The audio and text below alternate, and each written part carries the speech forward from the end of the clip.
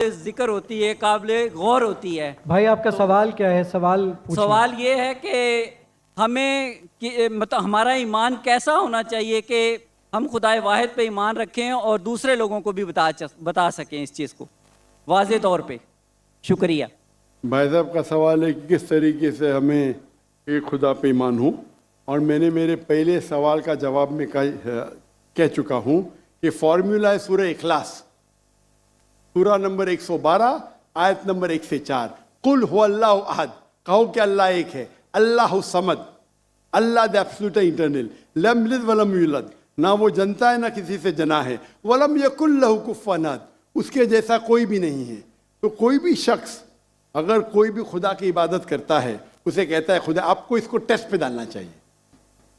मिसाल के तौर पे अगर कोई शख्स कहता है कि भगवान रजनीश खुदा है, हम भगवान रजनीश को टेस्ट पे डालते सूरह इखलास के। एक शख्स ने मुझे कहा हम हिंदू भगवान रजनीश को खुदा नहीं मानते। मैंने कभी भी नहीं कहा कि हिंदू भगवान रजनीश को खुदा मानते।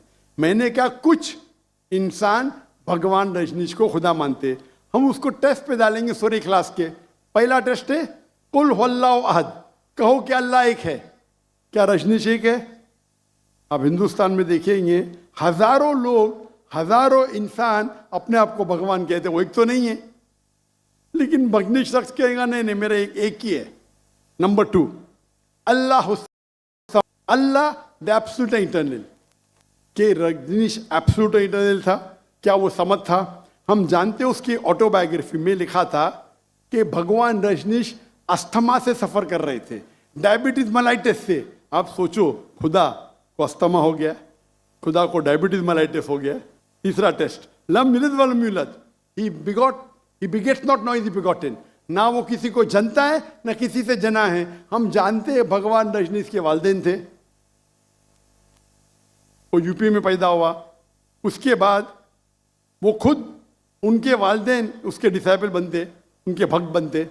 वो 1981 में जाते यूएसए, और यूएसए में एक गांव रहता है जिसका नाम है ऑरेगन। उसके अंदर अपना इदारा कायम करते, कहते रजनीशपुरम। उसके बाद चंद साल बाद अमेरिकन गवर्नमेंट उसे अरेस्ट करती है और जेल में डालती है।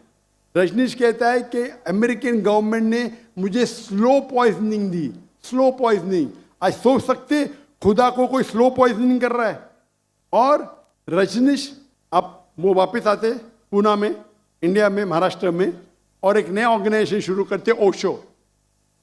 उसके मरने के बाद उसके समाधि पे लिखा है, Osho Rajneesh never born never died but visited the earth from the 19th of December to the 31st of January। भगवान रजनीश ना पैदा हुआ ना मरा, लेकिन इस धरती को विजिट करने के लिए, धरती को घूमने के लिए वो आया। उस समाधि पे ये नहीं लिखा था कि भगवान रजनीश को 21 ममालिक का वीज़ा नहीं मिला। आप सोच सकते खुदा भगवान धरती को विजिट करने आता है और उसको वीज़ा की ज़रूरत है। और आर्क बिशप ऑफ ग्रीस कहते हैं अगर आप भगवान रजनीश को नहीं निकालेंगे हम उसका घर जला देंगे। तो जो भी आप कहते हैं खुदा है, उसे सूरह इखलास के तराजू पे तोलो।